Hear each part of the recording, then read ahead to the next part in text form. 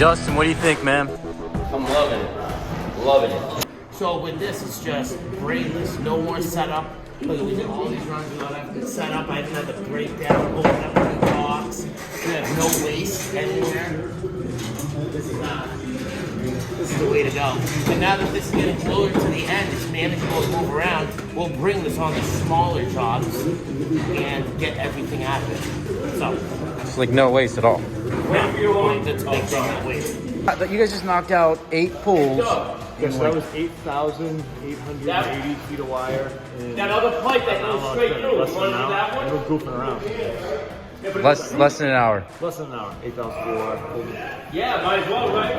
So. Typically with spools, obviously you're setting them up and. Oh, spools we had to strip up. We'd had a rack, 2,500 spools 3 times to do this.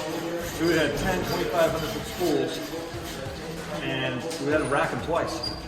The ease in which to put that in. So putting it back into the barrels.